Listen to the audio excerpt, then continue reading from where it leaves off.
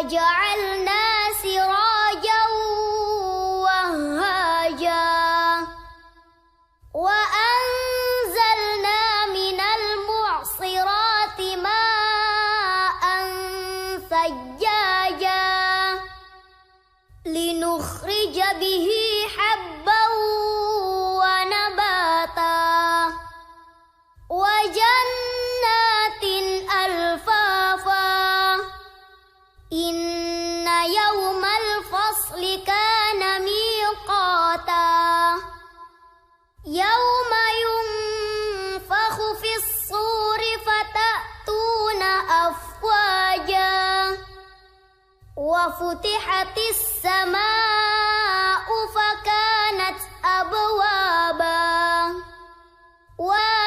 أبوابا وسيرت الجبال فكانت سرابا إن جهنم كانت مرصادا للطاغين مآبا لابثين فيها أحقابا لا يذوقون فيها بردا ولا شرابا إلا حميما وغساقا جزاء وفاقا.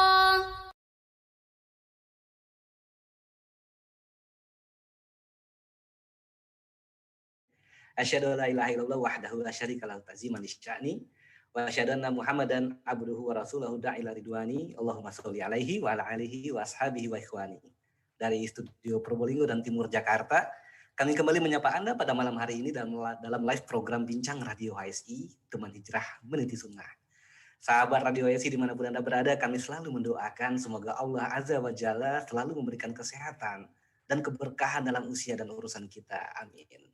Senang sekali malam ini Ana Yoga dapat kembali menemani Anda dalam sajian program Bincang Motivasi Hijrah yang kita siarkan setiap Ahad dari pukul 20 hingga 21:30 waktu Indonesia Barat nantinya insya Allah. Dan untuk menjadi catatan bagi para sahabat Radio IC dimanapun Anda berada, bahwa program rutin live Bincang Radio IC dengan narasumber-narasumber yang mumpuni di bidangnya masing-masing kami siarkan setiap Jumat, Sabtu, dan Ahad pada jam yang sama, yakni pukul 20 hingga 21:30 waktu Indonesia Barat. Radio ASI juga disiarkan dan dinilai pada website radio.abdullahroy.com, Facebook, YouTube, Instagram.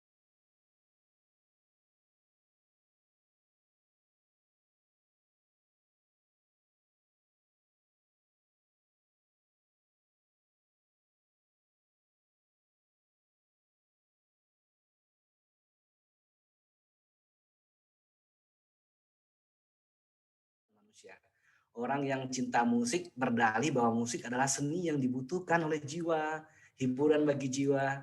Namun, sebagai seorang muslim kita meyakini bahwa Islam adalah agama yang sempurna. Tidak ada kekurangan sedikit pun.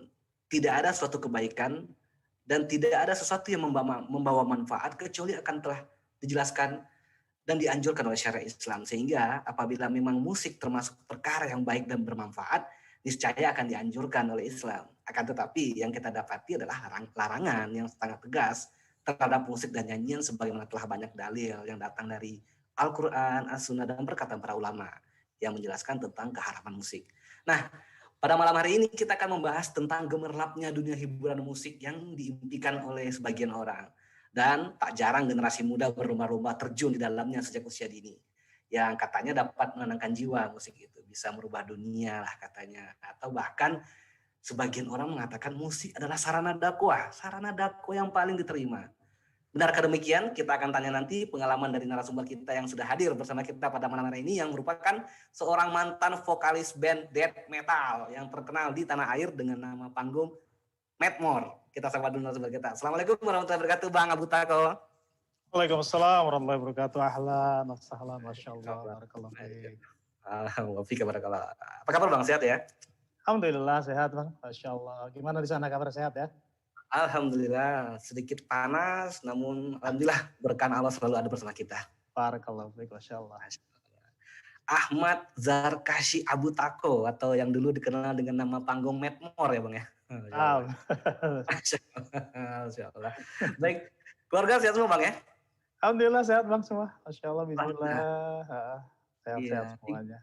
Nah. Ikut nonton ya malam ini Bang ya? Diajak ya? Insya Allah mereka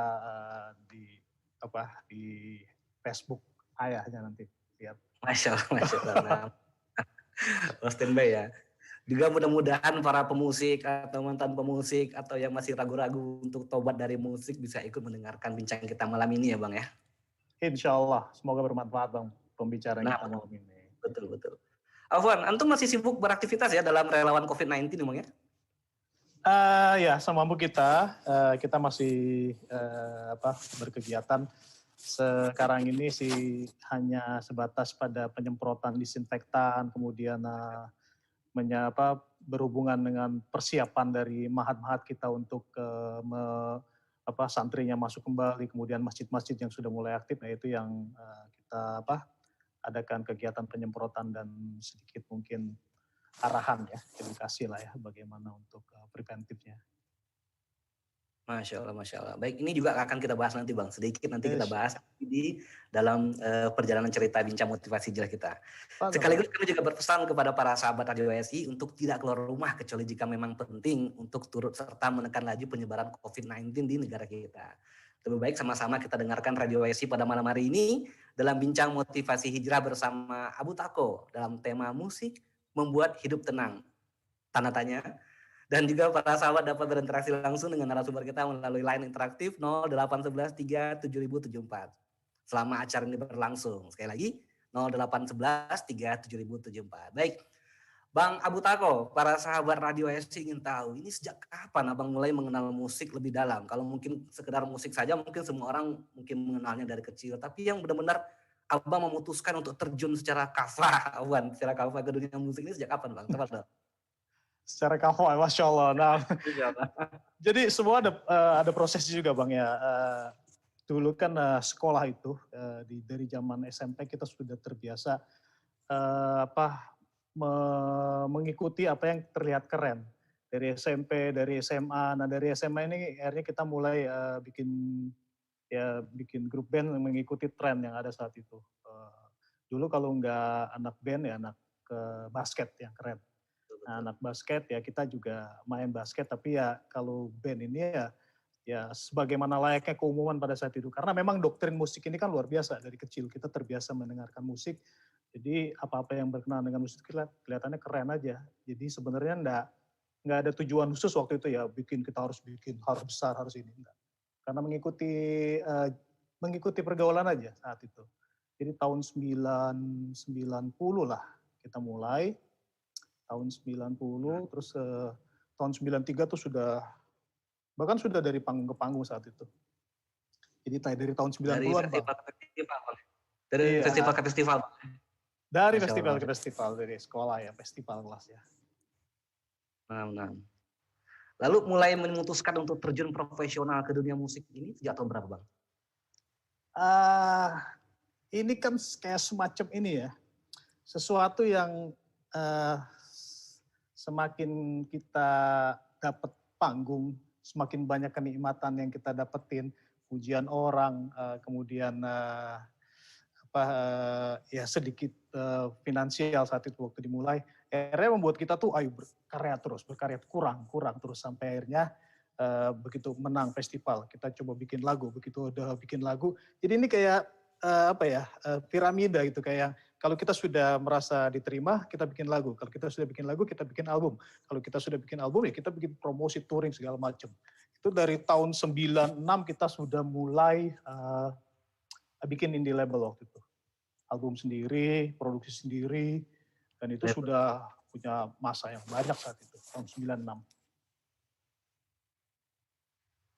Masya Allah. Dan indie label juga sudah merupakan penghasilan antum pada saat itu? Maksudnya dijual secara bebas dan merupakan mata pencarian? Atau hanya benar-benar baru sekedar hobi? Itu sudah ekspresi dari idealisme kita.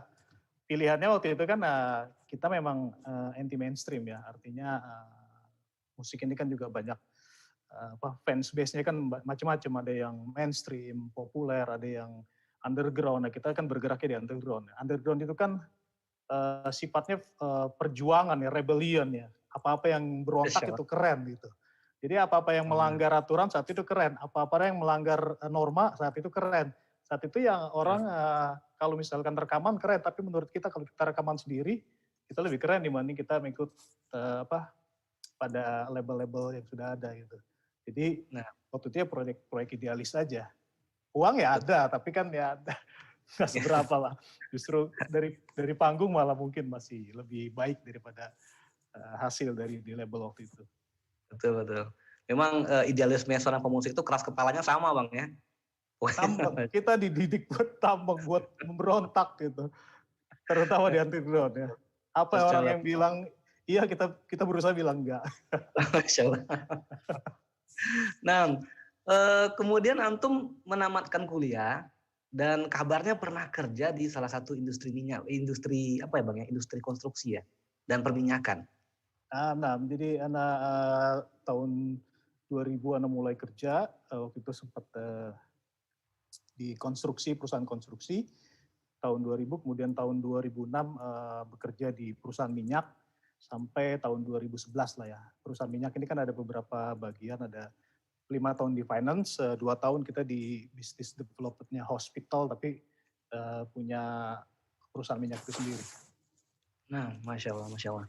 Baik, Bang Abu Tako, Anda paham bahwasannya, Afwan kalau Anda boleh nyebut band lamanya Purgatory, ini merupakan band yang cukup terkenal di tanah air. Jadi bukan hanya dibawa oleh label indie label, tapi juga beberapa perusahaan rekaman besar juga membawa band antum ke kancah dunia permusikan. Nah ini ceritanya gimana sampai kenal dengan perusahaan besar, kemudian dikontrak dan sebagainya macamnya. Gimana bang? Tafadol.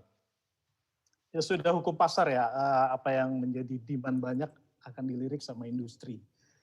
Jadi idealisme yang saat itu kita bangun di tahun 96 itu kita mulai di label tuh dengan band yang berbeda, itu band punk hardcore lah ya, punk ska hardcore.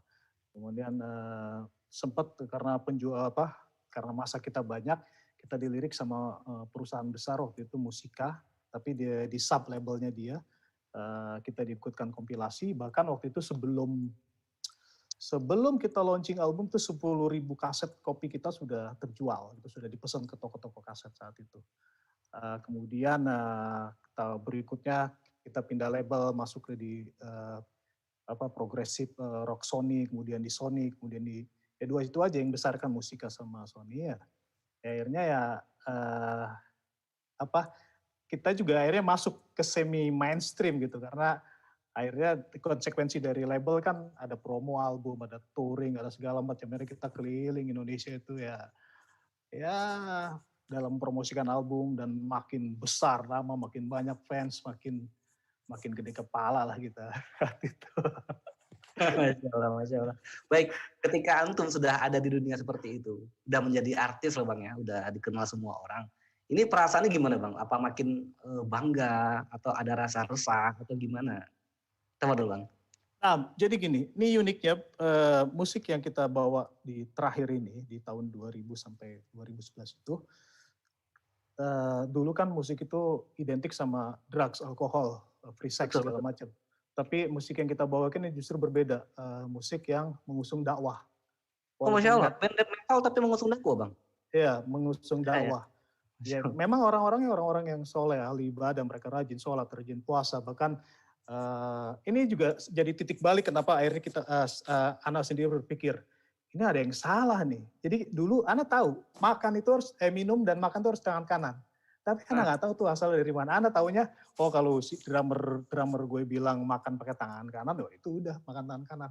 Jadi kok lama-lama, kok gue bodoh ya, kok mereka lebih pintar dari gue ya, kenapa gue bodoh terus ya. Gitu. Jadi karena kita kan mencoba menyampaikan pesan positif lewat lirik waktu itu, bahkan kita mengambil lirik album lagu itu dari judul Al-Arab 7172, kemudian dari ada Messenger of God Sallallahu Alaihi Wasallam gitu. Dan kalau begitu kita tahu setelah kita mengaji ya, itu ya kita berdiri di atas kebidahan gitu saat itu, karena kita merasa saat itu benar, kita berdakwah, kita merasa kita tuh lebih baik daripada band-band yang waktu itu mabuk segala macam. Kita enggak. Gitu. Jadi kita tuh jadi kayak saat itu ya kita bener gitu. Jadi nggak ada salahnya nih. Lanjutkan ini insya Allah jalan menuju surga. Saat itu kita berpikir seperti itu. Allahu Akbar. Dan memang penggemarnya juga ini Bang ya, penggemar fanatik itu ada ya. Komunitas untuk purgatory ini sendiri ada ya untuk itu. Ada sampai sekarang ada. Kita masih banyak berteman dan alhamdulillah sebagian teman-teman juga sudah berhijrah gitu ya kan. Mungkin ya kita melihat bahwa sebagian teman-teman kita sudah hijrah, kemudian yang tadinya mengikuti kita, perkembangan kita di saat kita bermusik, kemudian kita berhenti, kemudian hijrah, mereka juga banyak yang berhijrah, dan itu dari komunitas fans dulunya. Alhamdulillah, insya Allah. Baik. Bang Abu Tako, mengatakan kepada manusia saja bahwasannya musik itu tidak boleh, musik itu dilarang oleh agama itu susah Bang. Apalagi mengatakan pada manusia bahwasannya musik yang membawa tujuan dakwah ini dilarang gitu. Nah ini Abang mulai ngerasa nggak enaknya di mana gini? Ini pasti ada titik baliknya. Kenapa seseorang yang merasa ini benar-benar untuk dakwah, untuk Allah, meskipun melalui musik, tapi ini salah gitu. Ini benar-benar yang titik baliknya itu siapa atau kejadian apa? Tepat Bang?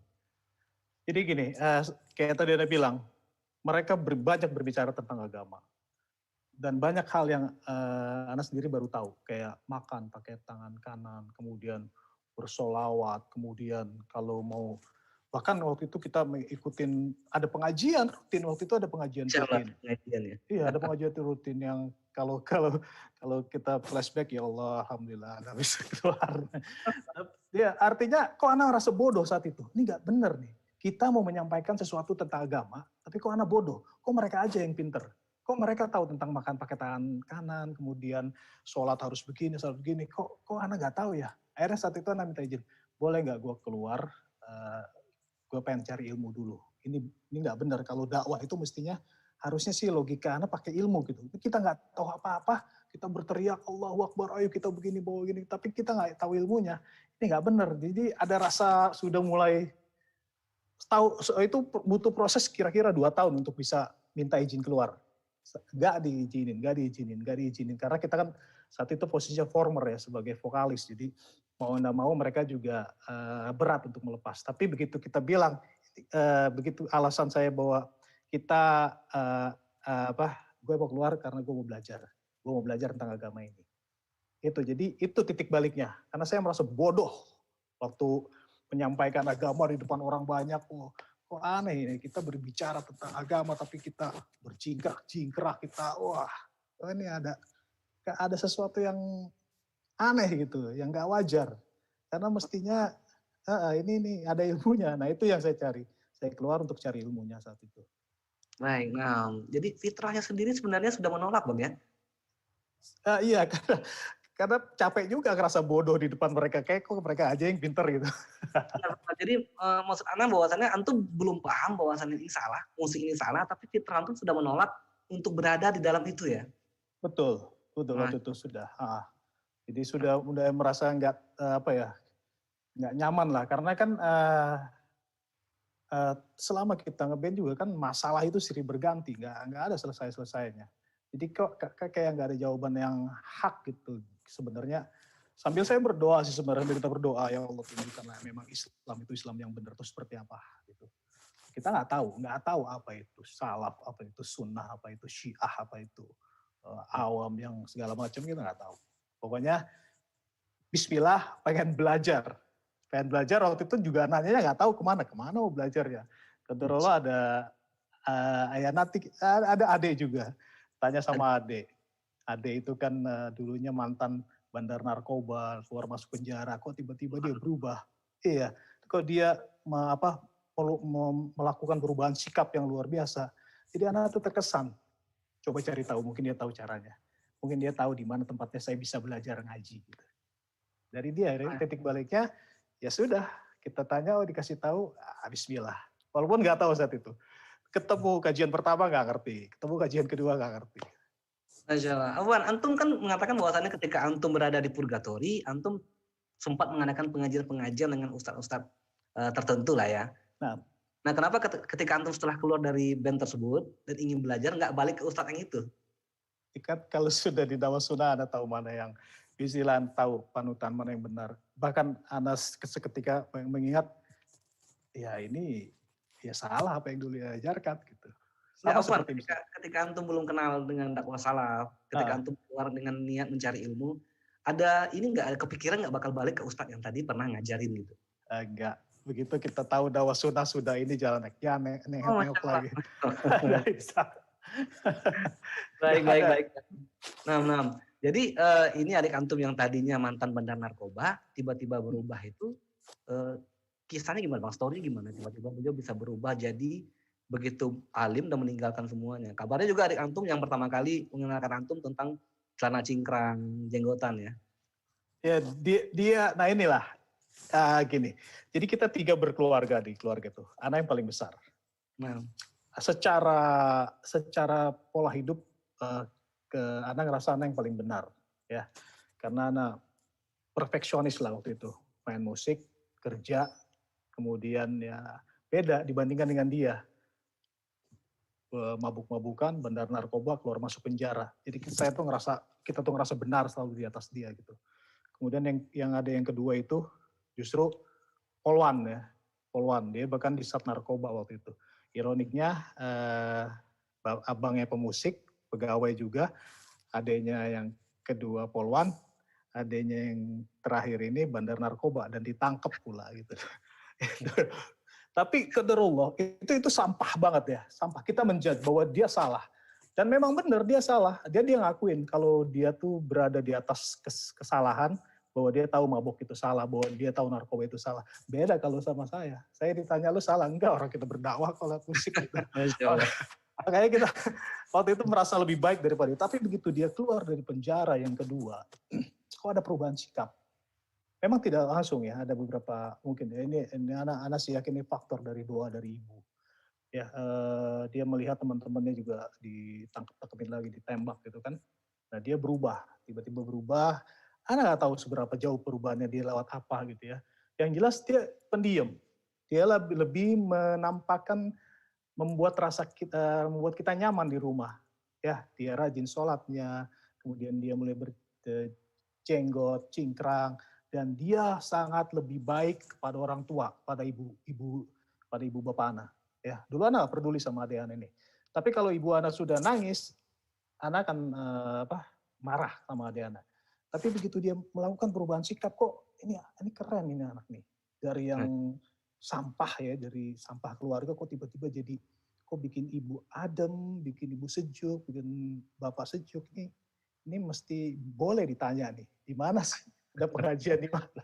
Nah, seiring dengan waktu itu memutuskan untuk keluar dari bed, ya kita tanya pertama sama Adel itu, di mana sih? Nah, waktu itu kita nyebutnya ada pengajian di mana? Gitu. Karena tahu kajian atau apa nggak tahu. Pokoknya ada pengajian, layaknya pengajian orang-orang ya, ibu-ibu pengajian, bapak-bapak pengajian. Anak sangat awam, anak sangat awam. Dia sudah ditunjukin di sana. Dan dia nggak pernah mendakwahi Anas, padahal dia 2 tahun sudah berjalan. 2 tahun sudah berjalan dia. Dan tentu nggak pernah diberitahu bahwa ini salah, ini yang benar. Nggak pernah ya? Nggak pernah, tapi dia menunjukkan dengan sikap baik dia, dan itu yang buat anak terkesan. Masya Allah.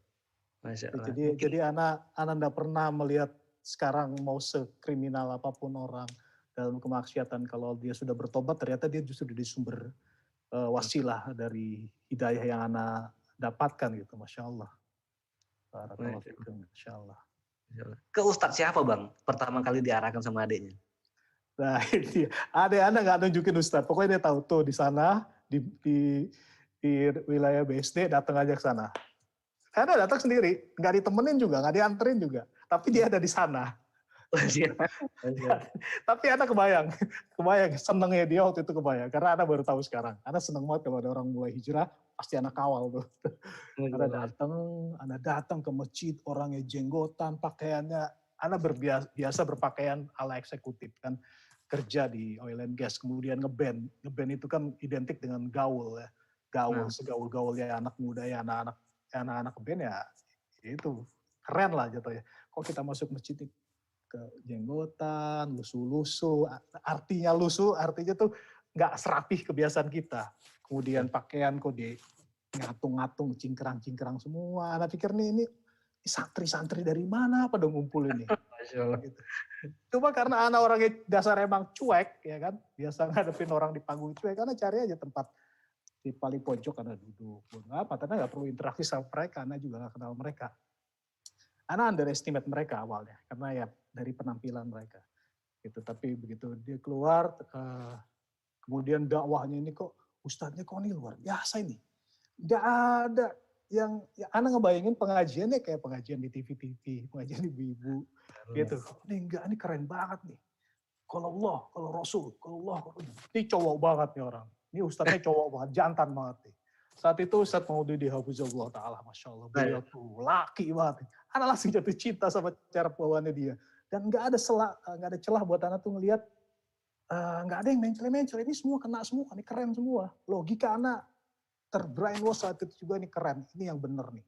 Karena dia menyampaikan walaupun dalil dari kalau Allah, kalau Rasul, tapi logika anak nancep semua, ini benar. Akhirnya ya sudah, anak nikmatin saat itu, kemudian turun ke kajian, selain ketemu orang-orang yang tadi pakaiannya lusuh-lusuh gitu, yang cingkrangan, ya akhirnya anak juga bagian dari mereka, anak ngelihat teman-teman SMA anak, yang dulu ngeband juga bareng. Masya Allah. Iya, mereka ada yang jualan dimsum, jualan somai, jualan jus, ada jualan pakaian. Anak mikir, kok lu nggak malu deh?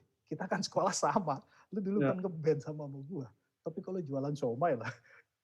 Masya Allah. Ya, anak underestimate sama mereka. Anak sendiri malu melihat mereka. Tapi anak yakin mereka tuh bahagia banget lihat anak saat itu. Masya Allah, Masya Allah. Iya. Nah, dari situ akhirnya titik baliknya ya anak ketagihan datang lagi pekan berikutnya. Ustadz Abu Haidar Habibullah Ta'ala datang lagi pekan berikutnya. Ustadz Zainal Abidin. Anak makin jatuh cinta. Dan anak kan dari teman yang jualan itu, jualan celana, anak lihat mereka pakai pakaian celana yang cingkrang-cingkrang. Anak gulung. Anak dulu standar. Standar pakai baju koko putih, celana putih. Ya lu kayak orang-orang tobat. Bayang. Anak ngelakuin itu dulu. Itu udah bikinnya pas style paling alim banget tuh ya. Udah orang ciri khas orang tobat lah. Masya Allah. Baik, Bang Abu Tako, kita tahan sebentar. Para sahabat Radio dimanapun Anda berada, kita masih punya 1 jam ke depan bersama Ahmad Zarkasyah Batako atau Medmore yang kita kenal dulu. Namun sebelum itu, mari kita dengarkan jeda iklan berikut.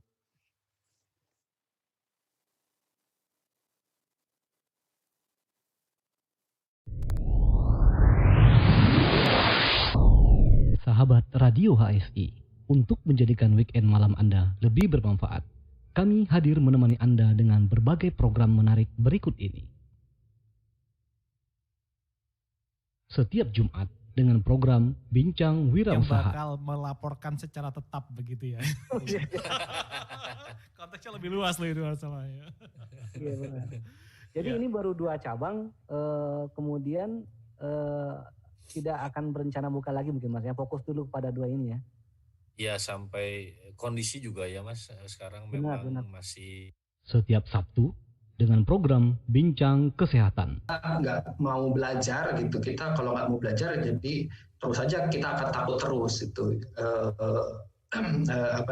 ya lebih baik kita mempelajari sehingga kita tahu langkah-langkah apa yang harus kita lakukan untuk mengatasi kolesterol ini gitu Mas. Nah, dan setiap Ahad dengan program Bincang Motivasi Hijrah. Tidak memundurkan antum atau tidak mematahkan semangat antum untuk tetap jadi peserta ya Pak?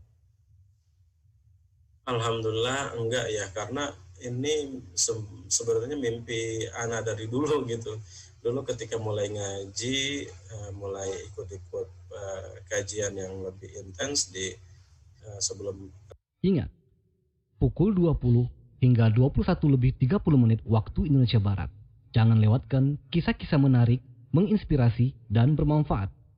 Anda juga bisa berinteraksi langsung dengan para narasumber melalui line interaktif 0811 37074. Barakallahu fikum, Radio HSI, teman hijrah meniti sunnah. Radio HSI Teman Hijrah Meniti Sunnah masih bersama kami di sini hingga 1 jam ke depan, dan kita masih bersama dengan Medmor atau Ahmad Zarkashi Abu Tako, mantan vokalis band death metal yang merasa bahwasannya dakwah death metalnya juga dakwah Islam, namun kemudian beliau galau dan keluar dari bandnya. Namun sebelum kita lanjutkan bincang-bincang kita dengan Abu Tako, ada pesan sponsor dari koordinator Musrif dan admin peserta HSI yang sedang memantau Radio HSI pada malam hari ini. Ingat, antum masih punya tugas evaluasi pekanan yang belum dikerjakan. Jika ada yang belum mengerjakan, segera kerjakan. Waktunya hanya sampai besok, Senin pukul 16 waktu Indonesia Barat. Tafadhol para peserta HSI yang belum mengerjakan pekanannya, sekarang ditunggu. Baik, kita langsung kembali dengan Bang Abu Tako. Bang, kita sampai pada tadi Pak Haji yang mau belajar hijrah dengan pakaian putih-putihnya dan menggulung celananya. Nah, adik antum melihat perubahan seperti itu di rumah, gimana Bang? Apa enggak, Bang ini sebenarnya ini loh, atau mulai terbuka enggak? Karena dari tadi antum mengatakan bahwasanya adik enggak pernah satu kali pun berdakwah pada antum. Namun ketika antum berdua ada dalam satu kajian enggak pernah ngebahas apa-apa, atau memang abang ngerasa saya terima aja dulu, saya tampung aja dulu, nanti baru saya mengerti sendiri. Atau gimana? Tafadhol Bang. Ya, Masya Allah. Ana jujur masih merasa lebih baik daripada adik Ana.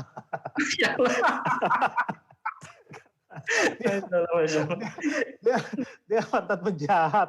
Ana mantan pemusik yang berdakwah, jadi Ana masih lebih baik. Tapi ada, Masya Allah, dia tidak pernah memaksakan pendapatnya ke dia. Dia hanya sikapnya aja berubah, Masya Allah. Nah sejuk melihat dia.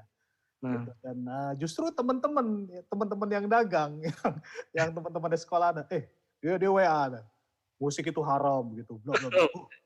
Langsung, Anda padahal gaji belum sampai situ loh. Anda ninggalin band itu bukan karena tahu musik itu haram saat itu. Betul. Iya. Jadi masih ada waktu itu masih ada kecenderungan bahwa begitu gue punya ilmunya, ya itulah saatnya gue balik ke band dan gue berdakwah di atas panggung. Benar. Niatnya masih ada balik Bang ya? Masih ada, masih galau melihat teman kita lagi belajar, teman-teman manggung di sana, pengen banget rasanya balik lagi karena ini masih penuh gitu, dan belum lagi teman-teman ngubungin, ayo dong Bang, jangan keluar, ayo lagi dong gitu. Dunia panggung tuh masih deket banget. Nah justru dari teman-teman itu dia WA, musik tuh haram Bang, nggak boleh gitu. Iya, gue tahu, tahu aja. Tapi kalau itu dari hijrah pertama itu butuh waktu 6 bulan untuk bisa benar-benar berhenti total dari musik, gitu, dan menghilangkan keinginan buat main ngeband lagi. Jadi dulu kan di BlackBerry ataupun di handphone, di laptop itu kan library musik tuh banyak banget kan. Betul. Jadi kita begitu tahu dalil musik haram, ya walaupun masih ya hapus gitu. Satu saat lagi kangen, lagi kepengen download lagi, di recover lagi dari trash gitu. Recover benar. Ya, kemudian ini udah mulai gagal, udah nggak nikmatin lagi, udah nggak senikmat dulu dengerin. Jadi kalau saat itu begitu kita dengerin lagi ada rasa bersalah kita dengerin musik. Ini kan diharamkan ya. Kok gue masih dengerin ya? Hapus lagi. Gitu. Tapi kan yang namanya proses kita belajar lagi hijrah tuh lagi pencarian ya. Ada permasalahan juga, ada butuh pelarian, tiba-tiba bete lagi, recover lagi, ambil lagi dari sampah itu kan, dengerin lagi. Sampai akhirnya bismillah, nih sudah hujah, sudah tegak karena bilang musik itu haram, ya bismillah tinggalkan. Dan Allah saat itu yang membuat anak tahu musik ini haram. Terus pertanyaannya, terus kalau gue tinggalin, gue dapat apa? Gitu, gue dapat apa memang ya? Dan disampaikan juga bahwa jika kita meninggalkan sesuatu karena Allah, maka Allah akan gantikan dengan yang lebih baik. Bismillah sudah. Kalau ini sudah jelas, sudah haram, maka kalau kita tinggalkan dan Allah akan gantikan dengan yang lebih baik, itu yang memantapkan hati anak untuk bisa melangkah lebih jauh. Bismillah udah, hilangkan semua, ya sudah, bismillah. Akhirnya kita saat itu, gue sekarang udah beli celana cingkrang dan gue udah bagian dari lo. Dan gue Bang, apa nggak ada ini ya Bang? Karena saat zaman sekarang ini, zaman now ini, ketika kita mengatakan bahwasannya musik itu haram di media sosial, wah syubhatnya itu Masya Allah luar biasa sekali. Nah, pada zaman abang dahulu, meskipun media sosial belum seramai ini, apa nggak ada syubhat-syubhat tertentu dari teman-teman kah atau dari orang lain? Nggak ada, itu pendapatnya salah, atau ada perbedaan pendapat, khilafiyah atau segala macamnya. Abang langsung terima saja atau nggak mencari ini dulu? Kebenaran yang lain. Habis sana diserang. Teman-teman yang dulu teman baik tiba-tiba musuh. Tiba-tiba ada dimusuhin, ada diserang. Wah gini, Wahabi gini. Wahabi, apalagi nih Wahabi? Ada cari. Wahabi, masa sih? Anak gak terima. Lu kok bilang gue Wahabi sih? Anak gak terima. Marah ada bilang Wahabi. Padahal anak gak ngerti Wahabi apa. Gitu. Karena dia bilang, anak taunya Wahabi itu menyesat-nyesatkan. Kan gue gak nyesat-nyesatin. Pokoknya habis. Sebagian besar teman saat itu memusuhi, terutama dari teman-teman band itu banyak yang memusuhi karena kita dianggap justru kita yang dianggap sesat saat itu karena mereka merasa benar gitu, mereka merasa benar, dakwah juga, nah dimusuhin kemudian ya akhirnya pada titik anak coba sendiri saat itu, teman dulu banyak bahkan Afwan. Kita punya penelpon yang pengen langsung bicara dengan Bang Abu Tako sebelum ditanya ini Masya Allah. Baik, kita angkat dulu penelpon berikut ini. Assalamualaikum. Antri Bang, penelponnya Masya Allah. Assalamualaikum. Waalaikumsalam. Ya, dengan siapa di mana Pak? Halo. Di Solo. Nah, dengan Bapak siapa Afwan? Hanafi di Solo. Hanafi di Solo. Tafadhol Pak Hanafi. Halo Mas Hanafi. Ya, silakan Mas Hanafi. Enggak, maksudnya cara mendengarkan radio HSI setiap hari itu gimana ini? Oh, Masya Allah. Baik. Ini teknis ya Pak Hanafi, cara mendengarkan radio HSI. Kita bisa, tadi sudah kita sampaikan, kita punya media sosial HSI. Antum silakan masuk ke YouTube, kemudian search radio HSI atau Facebook juga bisa, atau IG juga bisa. Langsung saja search radio HSI, insya Allah dapat. Baik, ada penelpon berikutnya, mungkin kita angkat dulu. Assalamualaikum. Baik, terputus sepertinya. Baik, Bang, tafadhol Bang, Afwan anak potong tadi. Jadi antum diserang oleh semua kalangan tentang ini sampai dibilang Wahabi dan segala macamnya. Ini belum kuat. Belum duduk ini tentang musik, tiba-tiba Wahabi datang lagi nih. Wahabi datang lagi, enggak goyang nih, Bang.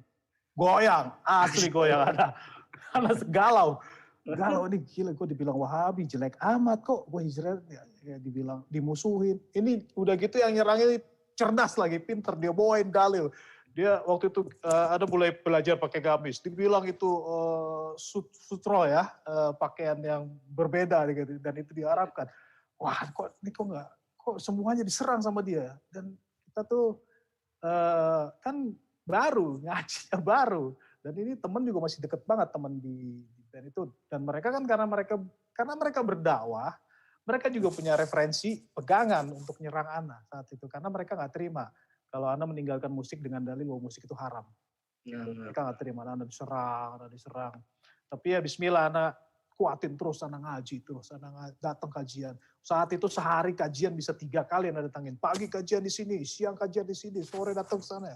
Besoknya cari lagi di mana lagi. Jadi kayak gila kajian saat itu Ana ngerasa. Iya, Ana. Ampun Bang, kita ini telepon nggak berhenti Bang, kita angkat dulu Bang ya. Baik, Assalamualaikum. Assalamualaikum. Waalaikumsalam warahmatullahi wabarakatuh. Dengan siapa di mana Pak?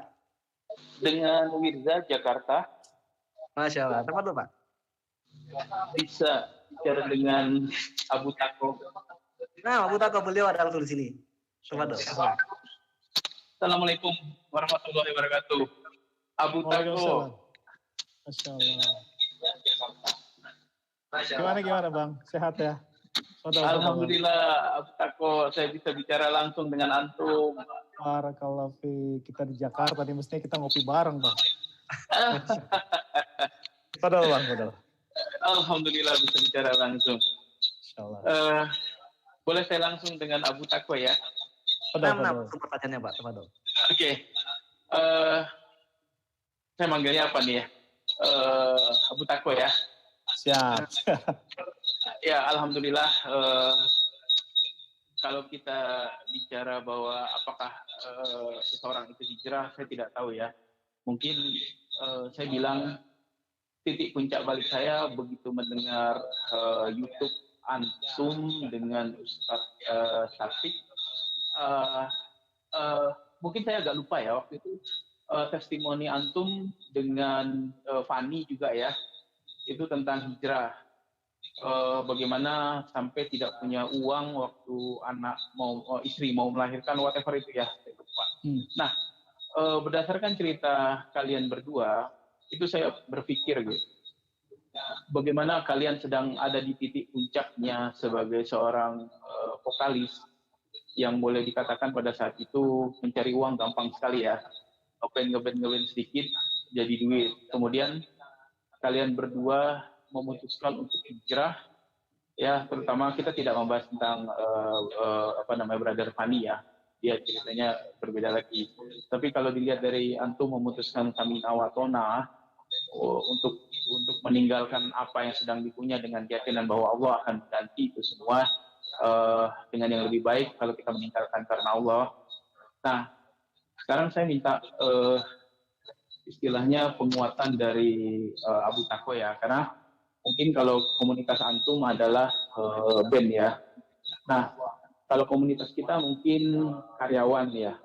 Nah, karyawan itu kan bagaimanapun juga di angkatan saya itu banyak yang sukses di bidang perbankan, terutama perbankan yang non syariah, walaupun kita tahu syariah juga belum tentu sesuai dengan ketentuan. Nah, bagaimana sih kiat-kiat Antum bisa memberikan penguatan kepada kita, karena banyak dari rekan-rekan yang bilang habis ini saya mau makan apa, terus saya belum siap gitu, mau sampai kapan siapnya, terus kalau nggak lewat perbankan seperti apa. Nah, kita ini kan identik sekali dengan Antum yang meninggalkan musik pada saat jaya-jayanya gitu.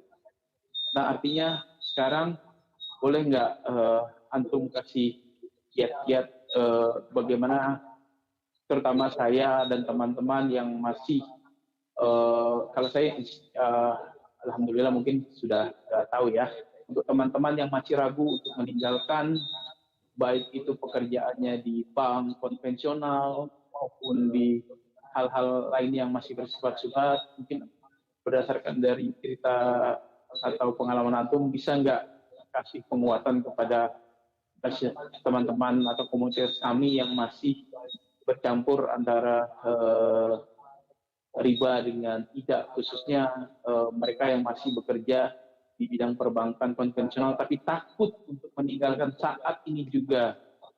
Itu dengan catatan nanti mau makan apa, mau kerja apa, anak istri bagaimana. Itu kan sebenarnya relevan sama cerita Antum dengan cerita teman-teman semua yang hijrah juga. Jadi kalau Antum kasih penguatan kepada masyarakat komunitas tertentu yang masih ragu untuk meninggalkan, padahal kalau dilihat dari tabungan sekarang lebih besar tabungan teman-teman itu dibandingkan Antum pada saat hijrah gitu. Mungkin itu kali lewat Antum Abu Takwa bisa memberikan pencerahan kepada teman-teman semua bagaimana meninggalkan riba pada saat ini juga, atau secepat mungkin tanpa pernah berpikir besok makan apa, bagaimana. Kita terjeda dengan durasi, kita sudah tangkap pertanyaannya. Insyaallah akan dijawab nanti lewat aku Pak ya. Jazakallahu khair. Masyaallah, barakallahu fikum. Pertama, ini ada 3 pertanyaan yang hampir semuanya bermuara pada hal yang sama, berikan nasihat. Jadi Ana pengennya ini nasihat kita terakhir motivasi. Ana pengen dengar cerita seru Antum dulu. Kita belum selesai nih. Kita masih sampai tadi Antum udah goyang banget ini. Dibilang Wahabi juga, dibilang musik gak haram kok juga. Kita lanjut dulu sampai sana. Tepat Abu Takwa. Nah, kita lanjut pembicaraan kita ya. Yang pertanyaan nanti ya. Betul. Ya, baik. Jadi begitu kita diserang saat itu malah kita nggak punya teman dekat ya. Dan namanya baru hijrah, futur itu ada. Futur itu kalau kita sudah dapat masalah hidup, kita nggak dapat jawaban, kita bersandar, apalagi perekonomian kayak teman-teman tadi, eh, eh, itu berasa banget di saya juga kan. Eh, eh, eh, kita juga dulunya bukan hanya main band tapi juga bekerja itu. Begitu kita berhenti, hilang pendapatan semua, kemudian dapat hantaman, kemudian diserang sama teman-teman, dibenci, bahkan dimusuhin, ya sebagian support, sebagian ikut hijrah. Nah ini satu-satunya cara ya cuma menguatkan diri lewat kajian aja. Makanya Ana bilang tadi, pagi kajian, oh siang ada di mana lagi Ustadz, oh nanti jam sana, jam sekian di sana, oh, kejar waktu itu, kejar lagi. Jadi memang ya di saat terombang-ambing seperti itu, cara menguatkan dirinya saat itu cuma dengan kajian. Bisa jadi isi kajiannya itu tidak menjawab permasalahan kita saat itu, tapi memberikan cahaya kekuatan bahwa banyak hal yang kita tidak tahu tentang agama. Ternyata perkara kita ini masalah kita ya masalah kecil aja. Maksudnya ternyata istilahnya kita ada pengalihan lah ya, kayak penghibur bahwa misalkan gini, di saat kita nggak punya uang saat itu, kemudian kita diserang sama teman-teman, kita nggak terima, mau nggak mau saat itu Ana nggak punya ilmunya. Ana sempat bilang gini, gua cari ilmunya, nanti gue datang gue debat loh. Tapi enggak, akhirnya sudah biarkan saja, doakan saja mereka dapat hidayah nikmat banget seperti Ana ini. Akhirnya ya sudah, kita menghibur dirinya itu ya dengan Ana blok semua.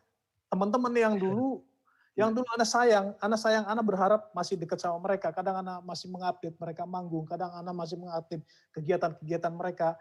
Itu kadang membuat rasa iri, pengen balik juga, pengen sekali-sekali nengokin. Itu akhirnya Ana blok semua, Ana tinggalkan semua. Karena itu penyakit buat Ana. Itu bisa menarik Ana lagi. Karena Ana lemah saat itu. Ya lemah secara keilmuan nggak ada, kemudian komunitas teman-teman nggak ada.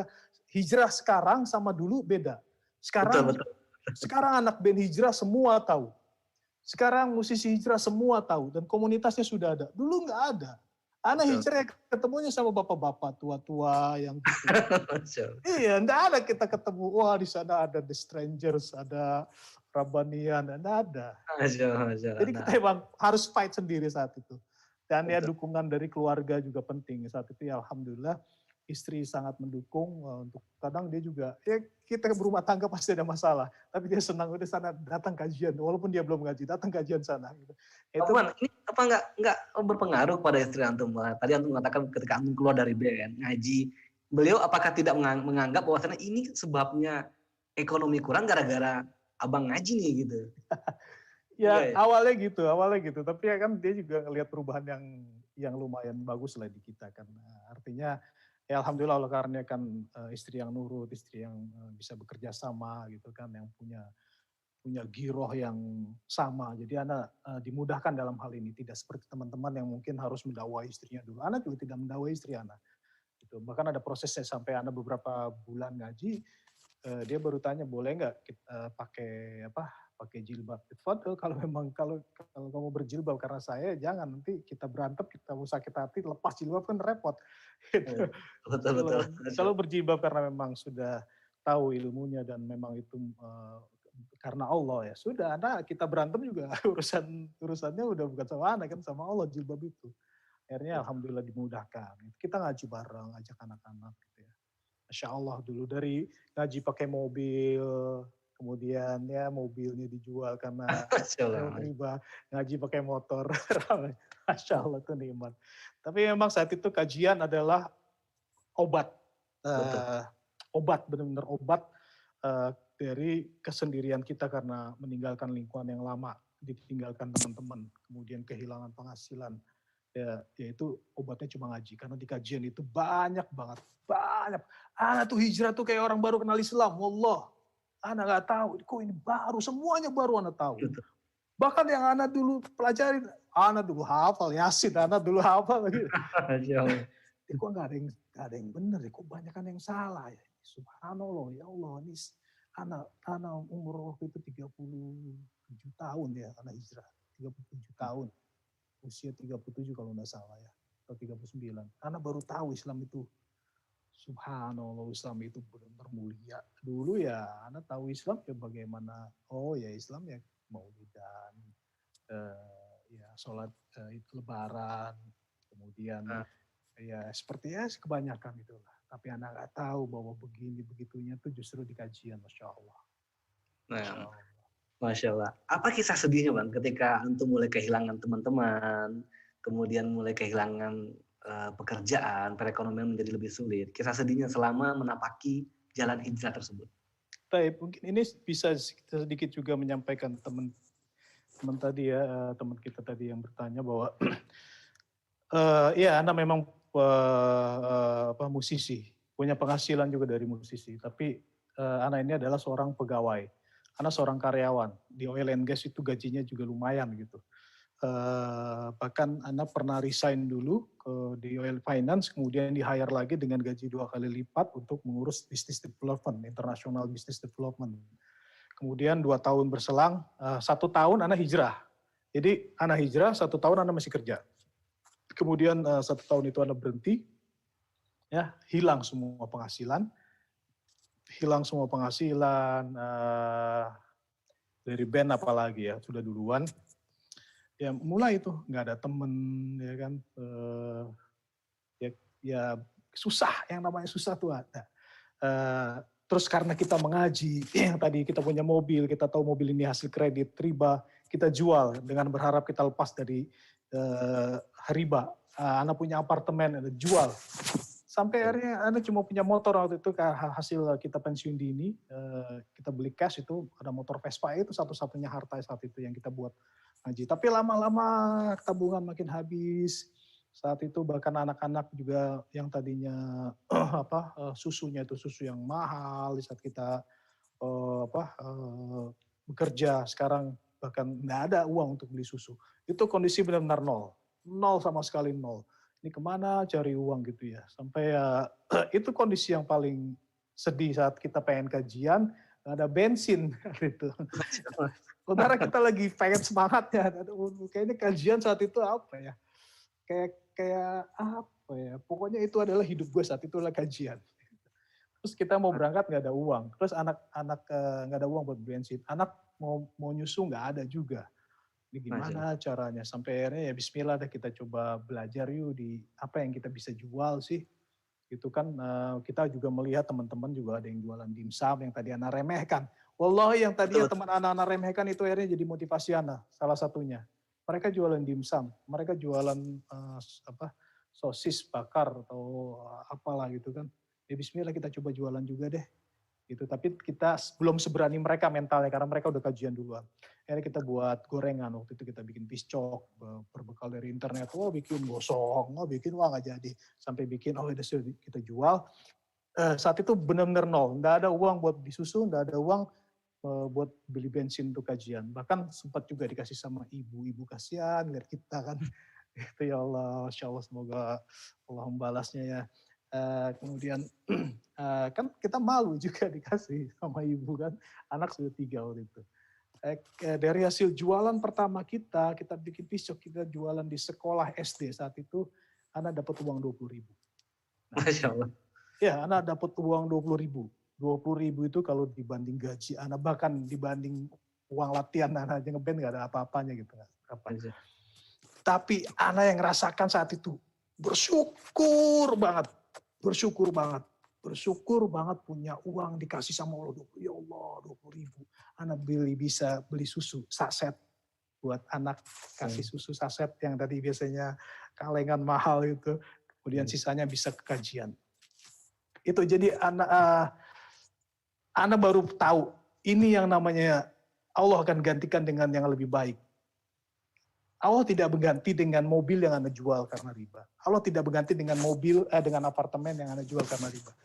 Allah tidak mengganti dengan harta yang lebih banyak di saat Anda tinggalkan sesuatu karena Allah. Tapi Allah kasih kecukupan di hati Anda. Anda bahagia saat itu. Wallah, Anda bahagia. 20.000 yang membuat Anda pertama kali ngerasaan apa itu namanya qanaah. Apa yang namanya cukup. Anda cukup dengan 20.000 itu. Ya sudah, bismillah. Kita bisa kajian lagi. Kemudian besoknya ini kan mental anak kan mental karyawan, mental artis, mental dipuja orang, banyak di mana-mana tiba-tiba kita harus jualan gorengan di muka umum, kalau ada yang lihat kan malu juga. Itu perang batin itu. Mental tuh harus dihabisin dulu. Sampai akhirnya ya terus bahkan saat anak keempat waktu itu mau lahir, kita lagi urus kajian sana sini. Mestinya dokter bilang tanggal sekian sudah balik. Anak punya uang cuma 200.000 saat itu hasil jualan jus buah. Waktu itu kita bikin jus buah. Kita urusin kajian, waktu itu urusin kajian Ustadz Yazid, kajian Ustadz Ahmad Zainuddin saat itu. Nah berhenti. Dan itu anak jadikan alasan nanti aja kita urusin kajian dulu, jangan ke dokter dulu. Padahal karena anak nggak punya uang. Gitu. Iya, karena anak kebayang, anak kalau mau ke dokter uang dari mana? Gitu kan, untuk kelahiran kan bukan uang yang kecil. Sampai akhirnya qadarullah ya sudah waktunya, bahkan keracunan karena lewat tenggat waktu yang sudah ditentukan sama dokter, ya sudah mau nggak mau kita masuk ke rumah sakit anak biasa masuk, dan itu harus yang biasa normalnya harus sesar, pusing. Tapi ya di situ anak nggak mengadu sama siapapun juga, anak nggak pinjam uang sama siapapun juga, anak benar membuktikan bahwa pertolongan Allah itu ada. Kemudian bismillah lahirlah dengan, tadinya kita anak pertama, kedua, ketiga normal aja. Ini qadarullah sudah nggak punya uang, lagi nggak ada kerjaan, sesar pula. Kebayang. Tadi anak pikir ya kalaupun pahit-pahit ya ada harus jual, ya ada motor lah paling nggak 6 juta 7 juta laku. Ini ternyata biaya itu sampai 15 juta. Subhanallah, anak cuma bisa nangis sama Allah, ya Allah berat. Tapi itu nggak melunturkan, itu justru anak merasakan, anak pengen benar-benar ngebuktiin bahwa pertolongan Allah itu ada. Anak nggak tanya, anak nggak pinjam sini, anak nggak pinjam sana. Ibu nanya juga ya kita malu-malu jawabnya. Sampai besok kita sudah mau keluar rumah sakit, anak belum pegang uang sepeser pun untuk membayar biaya rumah sakit. Besok tuh harus keluar. Jadi dokter bilang, Pak besok boleh pulang ya. Mestinya orang bahagia kan. Besok kita malah sedih. Karena ada duit waktu itu buat bayar rumah sakit ya sepeser pun. Uang 200.000 yang anak punya waktu itu ya sudah habis buat beli perlengkapan di rumah sakit. Ya kan selama di situ. Betul. Sampai akhirnya ada teman, Masya Allah, semoga Allah menggantinya dan Allah menggantinya dengan surga, membalasnya dengan surga. Dia tanya, Mat gimana? Baik, Alhamdulillah. Gimana ke kondisi ini? Ya Alhamdulillah baik. Terus administrasi gimana? Wah, anak diem. Alhamdulillah. Ya berapa kurangnya? Dia nembak langsung gitu. Berapa kurangnya? Karena nggak tahu, ada juga malu bilang berapa kurangnya, orang kurang semua gitu. Subhanallah. Ternyata ya, Masya Allah ya, barakallahu fikum, ya Allah, semoga Allah memudahkan segala urusan beliau dunia dan akhirat. Keluarlah, kemudian kita, bahkan saat itu anak-anak harus masuk sekolah, yang pertama. Kebayang anak-anak harus masuk sekolah, itu kebayang.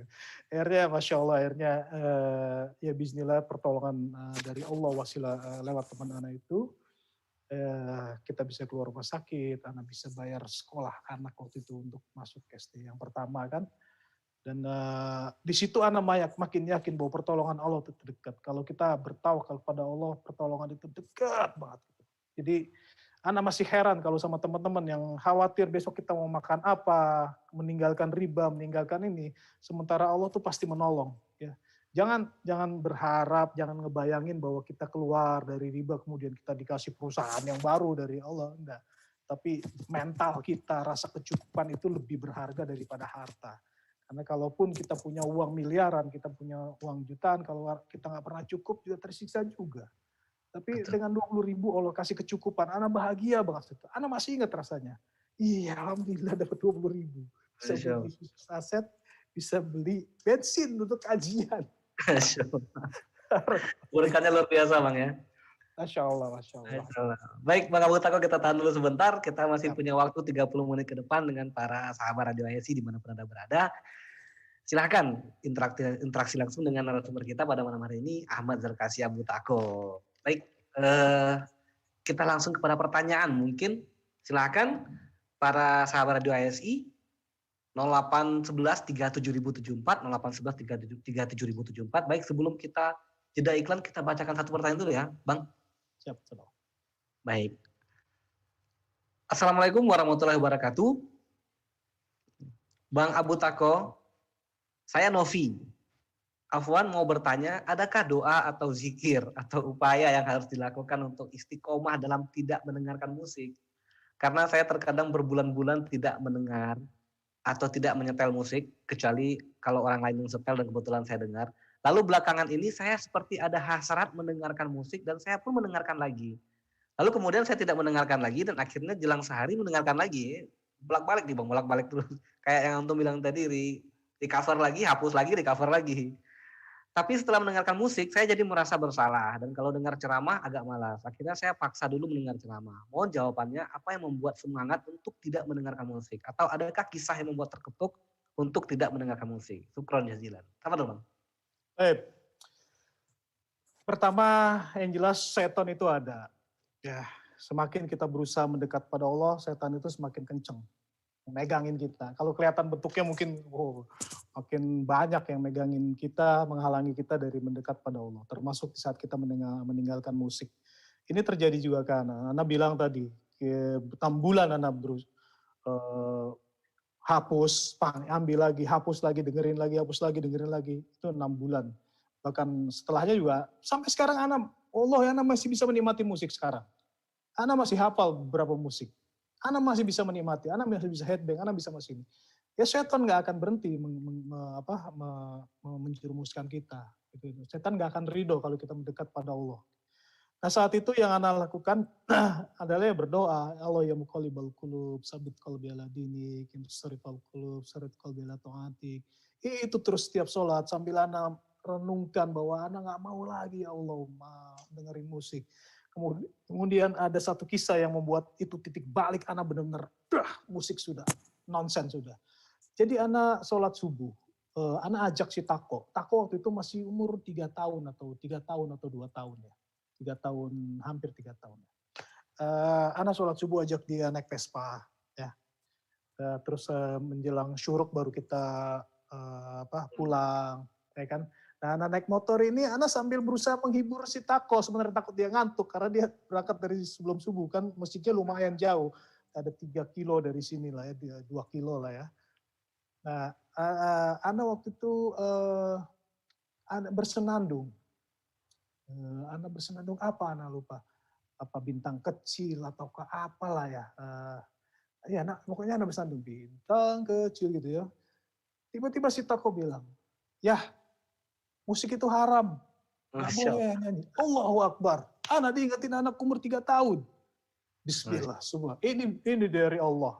Ini dari Allah lewat anak-anak. Sudah, tidak ada perkara lagi. Ana jadi mikir, kalau anak nyanyi seringan apapun itu masuk dan diterima sama anak-anak, dia akan menjadi seperti anak dulu. Betul. Makanya sudah, bismillah sudah, jangan ada lagi. Sampai sekarang semua anak-anak kalau ada musik, sudah tahu mereka itu musik haram. Jadi itu kisah salah satu yang membuat Ana mengokohkan. Kemudian kita juga, Ana selalu berdoa. Sampai sekarang Ana selalu berdoa, mohon diperbaiki ibadah kita. Karena musik ini kan syubhat. Ana tuh meninggalkan musik karena bukan musiknya enak. Musik itu enak. Ana masih hafal, Ana masih bisa ngentak, tapi ya Ana harus lawan. Ana harus lawan dengan cara Ana baca kisah-kisah para sahabat, kisah-kisah perjuangan para sahabat, kisah-kisah para ulama. Itu kisah-kisah itu insya Allah akan menginspirasi, mengisi hati kita dari keisengan kita untuk pengen dengerin musik lagi. Gitu. Kita tahu misalkan kisah-kisah yang heroik itu kan sahabat itu. Kisah-kisah Superman, Avenger itu dengan apa-apanya itu dibandingkan kisah-kisah para sahabat. Apalagi kisah para nabi.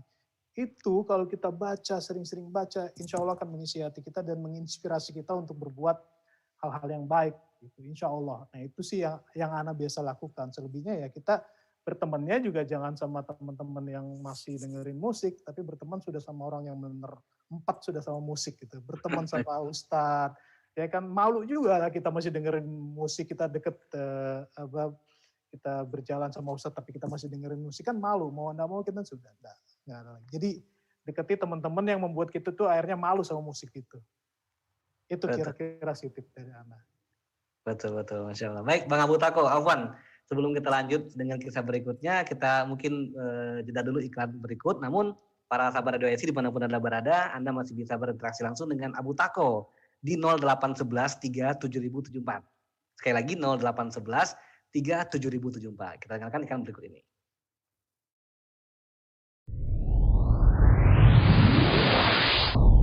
Sahabat Radio HSI, untuk menjadikan weekend malam Anda lebih bermanfaat, kami hadir menemani Anda dengan berbagai program menarik berikut ini. Setiap Jumat dengan program Bincang Yang Wirausaha. bakal melaporkan secara tetap begitu ya. Konteksnya lebih luas masalahnya. Iya benar. Jadi Ya. ini baru 2 cabang, kemudian tidak akan berencana buka lagi mungkin Mas ya, fokus dulu pada 2 ini ya. Ya sampai kondisi juga ya Mas, sekarang Benar, memang benar. masih Setiap Sabtu dengan program Bincang Kesehatan. Nggak mau belajar gitu, kita kalau nggak mau belajar jadi terus saja kita akan takut terus itu. Ya lebih baik kita mempelajari sehingga kita tahu langkah-langkah apa yang harus kita lakukan untuk mengatasi kolesterol ini gitu Mas. Nah, Dan setiap Ahad dengan program Bincang Motivasi Hijrah. tidak memundurkan antum atau tidak mematahkan semangat antum untuk tetap jadi peserta ya Pak? Alhamdulillah enggak ya, karena ini sebenarnya mimpi Ana dari dulu gitu. Dulu ketika mulai ngaji, mulai ikut-ikut kajian yang lebih intens di sebelum. Ingat, pukul 20 hingga 21:30 waktu Indonesia Barat. Jangan lewatkan kisah-kisah menarik, menginspirasi, dan bermanfaat. Anda juga bisa berinteraksi langsung dengan para narasumber melalui line interaktif 0811 37074. Barakallahu fikum, Radio HSI, teman hijrah meniti sunnah. Radio IC Teman Hijrah Meniti Sunnah 0811 37074. Sekali lagi 0811 37074. Masih ada 30 menit ke depan kita bersama Ahmad Zarkashi Abu Tako alias Medmore, mantan vokalis band death metal. Baik, Bang Abu Tako, Ana bacakan sebuah quote ini. Ana penggemar antum loh Bang, Ana follower antum di Facebook ini, Masya Allah. Kebodohan yang kusesali teramat sangat adalah kebodohan saat aku merasa pintar mencoba berdakwah di atas musik. Purgatory ini maksudnya nih, Masya Allah. Kemudian kebodohan yang paling kurindukan adalah merasa bodoh saat bermulazamah dan berada di antara orang-orang cerdas dalam memahami kitab-kitab yang diajarkan. Nah ini kebetulan berbarengan nih Bang. Ada penanya kita bertanya dari Tommy di Malang. Afwan Bang, dengan hijrah antum, bagaimana cara menata mental dan iman dengan lingkungan atau label vokalis purgatory ini? Karena ada beberapa teman Ana masih labil dalam berhijrah. Nah, juga pengen tanya, antum hubungnya dengan teman-teman mantan purgatory apa dibawa juga ikut berpakaian ihram, ngaji bareng atau gimana Bang? Dan saat ini kondisi antum dengan teman-teman itu apa masih diblokir semua atau gimana? Coba dong Bang.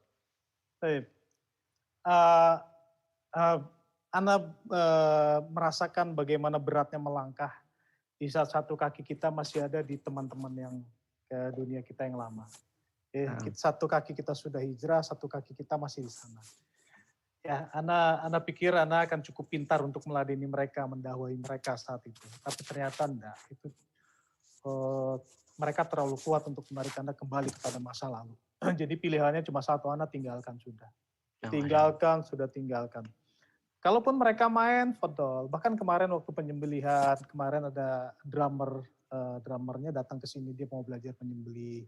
Ya bismillah, semoga menjadi hidayah. Kemudian juga kita masih ada yang mereka netral, artinya tidak menyerang Ana secara verbal. Yaitu kita masih tetap keep, asalkan mereka tidak mencoba menarik kita ke masa lalu atau mencoba menghakimi apa yang coba kita jalankan di dunia hijrah ini. Jadi memang mengganti teman itu dengan teman-teman yang soleh itu mutlak dibutuhkan. Itu syarat utama. Jadi kalau kita sudah hijrah, ya hijrah sudah berteman sama yang sudah hijrah juga, berteman yang sudah ngaji. Ya, karena namanya futur itu ada. Ya. Nah futur, celakanya kalau kita lagi futur, teman kita itu justru mereka, bukan orang yang sudah ngaji, orang-orang soleh, maka kita akan terbawa ke sana. Gitu. Dan ini yang Ana pernah futur, Ana pernah potong jenggot, ya, karena saat itu Ana pernah setelah Ana keluar kerja, ini Masya Allah ya, jangan dikata kalau kita hijrah, sudah selesai permasalahan dunia. Tidak ada lagi ujian-ujian seperti waktu kita sebelum hijrah. Justru kalau kita hijrah, ujian itu akan makin besar, makin banyak. Karena kalau kita sudah menyatakan iman, kan Allah akan menguji keimanan kita. Wallahi itu akan terjadi. Ya, jangan antum pikir antum hijrah, oh merdeka, insya Allah kita akan masuk surga. Tapi prosesnya itu berat. Ana pernah cukur jenggot karena anak kecewa dengan bla bla bla bla bla. Ana pernah di saat Ana sudah keluar pekerjaan dari rumah sakit, International Hospital, ya. Kemudian Ana keluar, kemudian datang rumah sakit dari rumah sakit kompetitor dari negeri seberang sana yang menawarkan Ana untuk membuka kantor baru di Jakarta dan Ana menjadi head office-nya di situ. Itu kan sebuah tawaran yang luar biasa. Di saat Ana tuh lagi nggak punya uang sama sekali, gitu. Dan itu godaan. Tapi apa bedanya Ana meninggalkan kerjaan kemudian Ana masuk, bahkan saat itu Ana ya tahu itu berhubungan dengan asuransi kesehatan, berhubungan dengan merubah nggak punya uang, Ana coba berikhtiar untuk mencari kerjaan lagi, Ana cukur jenggot, Ana marah sama hijrah, Ana pernah cukur jenggot, tapi setelah Ana cukur jenggot, Ana sebulan nggak berani keluar rumah, Malu. Ana malu. Dan ini pentingnya punya teman yang soleh. Jadi saat itu Ana berusaha untuk mengalahkan rasa malu Ana bahwa Ana butuh teman-teman soleh. Saat itu ada kajian di Nurul Iman Blok M Square, ya, dan judulnya Futur. Futur. Ana sebenarnya nggak tahu futur itu apa waktu itu. Tapi Ana butuh. Ana rasa dada Ana kosong. Ana malu sudah cukur jenggot. Kemudian Ana kok lagi futur begini. Dada Ana kosong dari rasa kenikmatan selama ini Ana putuskan untuk hijrah. Ya, karena tuntutan ekonomi dan permasalahan-permasalahan lain, akhirnya Ana paksakan datang. Ana datang pun saat itu nggak tahu ya, nggak yakin datang itu akan dapat apa. Karena Ana nggak ngejar judulnya saat itu. Yang jelas judulnya Futur. Ana datang, Ana ikutin kajian normal. Ya alhamdulillah ada rasa sedikit sejuk, tapi tetap. Dan yang puncaknya adalah di saat Ana lihat satu orang teman Ana, itu adalah teman Ana ngeband dulu di kampus, senior Ana. Salah satu orang yang Ana idolakan. Subhanallah, dia udah ngaji. Dan ternyata di panitia kajian dia. Loh, ternyata gue nggak sendiri. Teman gue juga ada yang udah hijrah meninggalkan. Bismillah. Itu menguatkan Ana dengan sendirinya. Ana jadi termotivasi dengan sendirinya. Jadi apa yang dibilang Rasulullah SAW bahwa kalau kita hijrah maka cari lingkungan yang baru, Ana merasakan efeknya sendiri. Dengan hanya melihat teman Ana sendiri itu, dia menjadi panitia kajian saat itu. Dan Ana tahu dulunya bagaimana kita di kampus dulu. Ana langsung, bismillah udah. Kuat lagi. Besok-besoknya kajian ketemu lagi. Loh, ini kan Ana bikin kajian di Mercu Buana. Loh ini kayaknya temen gue nih, basisnya Upstairs nih. Alfi, iya, Masya Allah. Itu makin menguatkan kita. Nggak ada ya, semua ada efeknya. Ya. Dan itu anugerah dari Allah. Kalau kita ketemu teman yang sudah hijrah itu, pasti ada nambah rasa keimanan, menambah rasa kuat untuk tetap, Masya Allah, kita nggak sendiri. Kalau sekarang lebih mudah. Teman-teman hijrah kita sudah tahu. Kalau dulu Anda nggak tahu siapa aja yang udah hijrah. Gitu ya. Jadi mutlak kita harus mengganti teman-teman, tinggalin yang sudah yang lama. Ya sekedar rukuah aja boleh. Tapi kalau kita bergaul sama yang sudah ngaji. Entah itu pedagang di kajian, entah itu panitia kajiannya. Syukur-syukur bisa dekat sama ustadznya. Karena itu kan berpengaruh sama hati kita insya Allah. Masya Allah. Baik. Kita ke pertanyaan berikutnya Bang ya. Sudah ada yang bergabung bersama kita. Bismillah, nama saya Aga. Saya dulu termasuk fans Bang Matt Moore dari tahun 2002 dari zaman Friendster. Wah, ketahuan umurnya nih. Saya juga bermusik. Sampai sekarang saya masih berjuang untuk meninggalkan musik. Saya sudah meninggalkan untuk memainkan alat musik, tapi masih beberapa kali menikmati mendengarkan musik. Walaupun tidak sesering dulu. Tapi masih kadang-kadang terpancing untuk dengerin lagi. Mohon doanya ya Bang, biar bisa full hijrah seperti Bang Matt Moore. Barakallahu fiik, jazakallahu khair atas inspirasinya. Ini lebih kepada salam hangat ini Bang. Baik Bang, Ana pengen tanya Bang. Antum mengatakan tadi bahwasannya meninggalkan komunitas, meninggalkan itu dalam catatan antum meninggalkan orang-orang yang tidak hijrah. Nah, ada juga beberapa artis yang mengatakan sudah hijrah, cuman bergabung dengan mereka-mereka juga yang mengatakan bareng-bareng hijrah, tapi hijrahnya jadi campur aduk, Bang.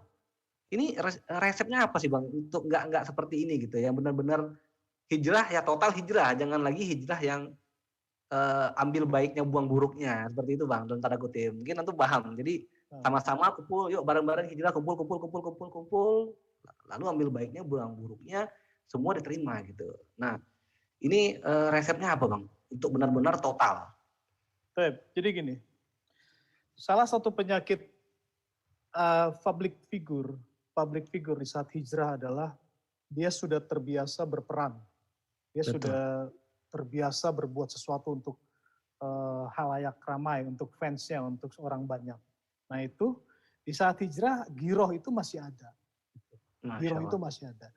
Begitu dia hijrah dia merasakan nikmat, ya langsung girohnya itu merasa bahwa gue juga bisa, gue kepengen memberikan rasa enaknya hijrah ini ke teman-teman gue. Sehingga timbul keinginan dia untuk berdakwah secara tidak sadar, ya dengan cara gue akan mendakwahi teman gue. Nah ini adalah sebuah giro yang sangat baik, tapi ternyata menjadi pedang bermata dua, ya. Karena di satu sisi kita diperintahkan untuk meninggalkan lingkungan kita dulu, pindah ke lingkungan yang orang-orang yang soleh. Sementara kita nih baru hijrah tapi sudah kepengen berdakwah. Nah ini yang sering dinasihati sama guru-guru kita, ya sama Ustadz Yazid Habibullah Ta'ala, baru tobat, sudah ingin berdakwah. Karena memang kenyataannya akhirnya ilmu kita belum ada. Secara keimanan kita belum kuat, ya. Kita belum teruji di hijrah ini. Ya, kita belum ditimpa ini, belum ditimpa itu. Kita cuma tahunya, oh gue udah hijrah, udah punya jenggot dan gue bisa alhamdulillah lebih dekat pada Allah. Ayo semua, ayo gue ikut gue. Dan kemudian kita balik ke mereka, ayo gini. Akhirnya dengan segala cara akhirnya kita membuat flexibility di diri kita agar teman-teman kita ini ikut karena kita kepengen ikut dan mereka ikut. Yang tadinya kita berjuang untuk diri kita sendiri, akhirnya kita mulai memikirkan orang, oh dia tuh kajiannya pengennya dengan cara yang ini. Akhirnya kita membuat flexibility, kita mendowngrade. Oh ya kita pakai cara ini. Akhirnya abu-abu semua cara dakwahnya. Akhirnya dia sendiri yang termakan subhat.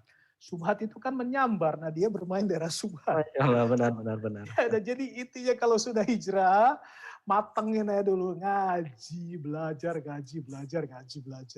Ngaji sudah.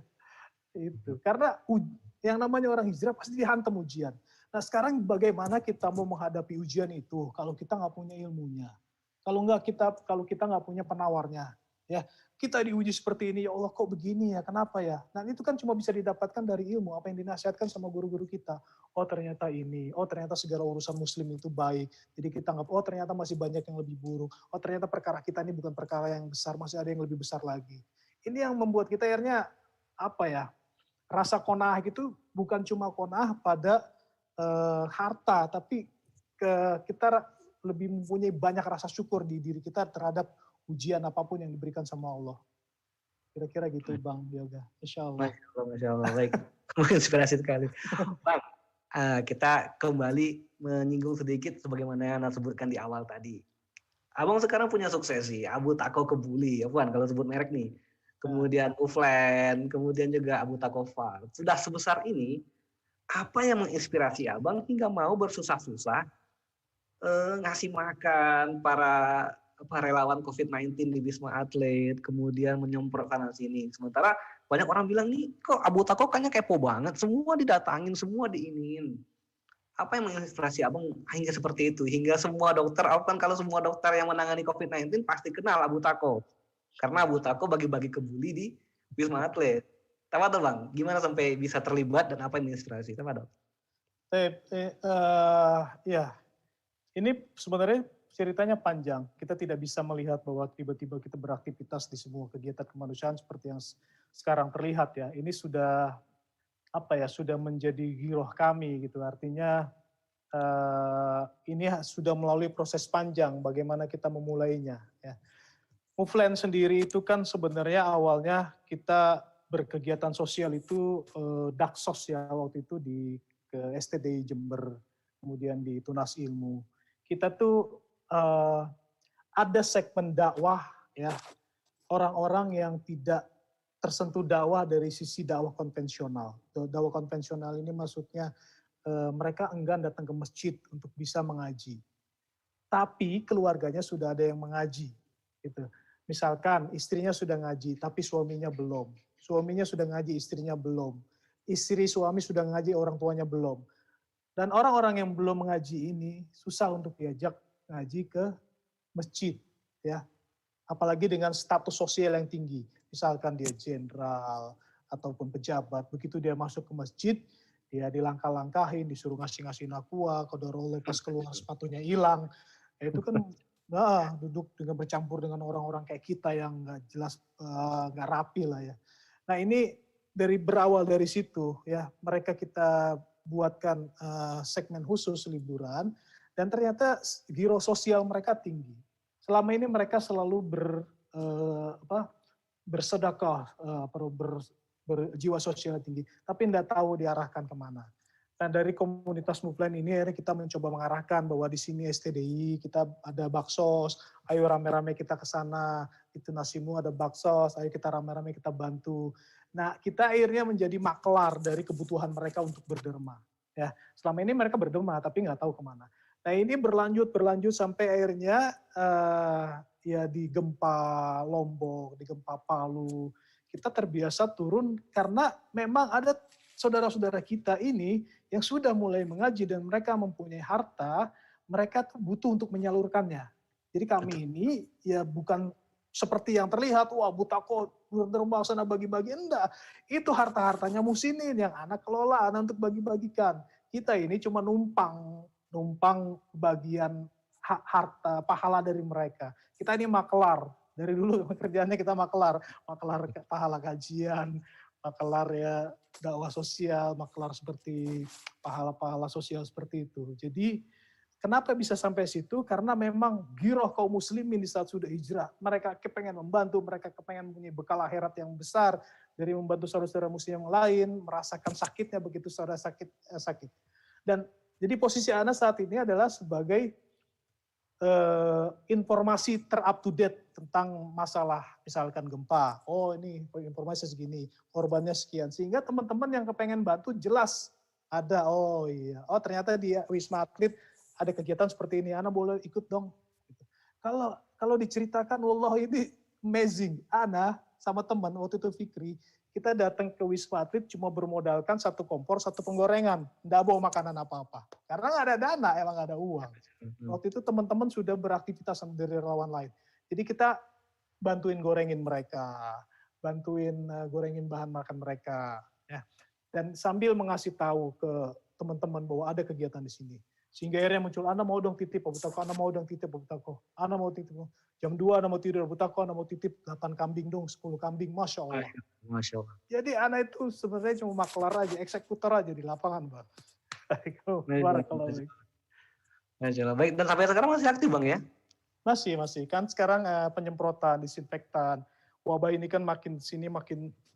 Betul. Anak di awal-awal kita takut, sama-sama takut. Tapi takutnya kita itu dibarengi sama sikap. Kita menahan diri, kita bertawakal kepada Allah. Tapi sekarang orang sudah terbiasa sehingga lonjakannya luar biasa.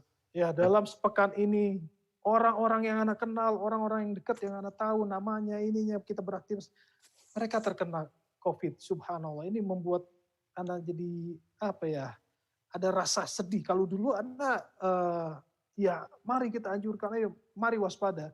Tapi kok sekarang itu lebih, ya Allah, kok teman-teman Ana yang kena sekarang ya. Makanya Ana berharap teman-teman mari tetap waspada, bertawakal pada Allah, jaga kesehatan, tetap pakai masker di saat keluar, yang meremehkan. Karena yang kena juga ya bukan orang-orang bejat yang mungkin Allah hukum, Allah azab dengan kebejatannya dikasih COVID, enggak. Tapi orang-orang soleh yang membantu dakwah ini, bahkan yang berdakwah, bahkan anak-anak ustadz, ponakan ustadz, Masya Allah. Baik.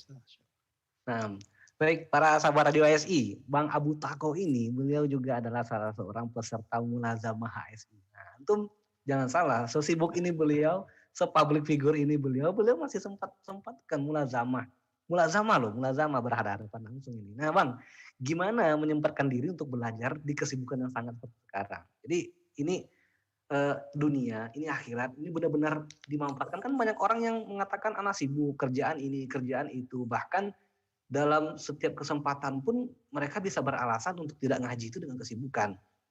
Dan terakhir juga kalau bisa sedikit tips dan motivasinya Bang untuk yang ingin juga berhijrah atau ingin meninggalkan dunianya dan kembali kepada jalan yang benar. Tafadhol Bang.